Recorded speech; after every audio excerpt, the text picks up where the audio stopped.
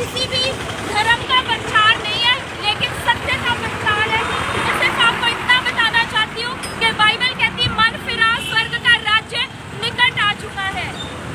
और इसमें सिर्फ इतना मैं आपको बताना चाहती हूँ कि जितने भी पाप हम रोजमर्रा के अपने जीवन में करते हैं, चाहे वो किसी भी किस्म का झूठ है, शराबखोरी, दूसरों की निंदा करते हैं, व्यभिचार करते हैं, पियक्कड़पन है,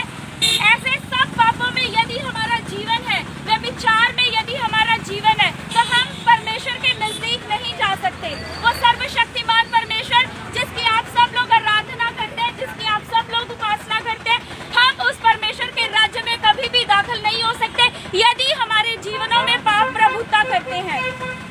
मैं आप सबको इतना बताना चाहती हूँ कि यीशु मसीह जब इस धरती पे पहली बार आए, उन्होंने आपके लिए, मेरे लिए, अपने पापों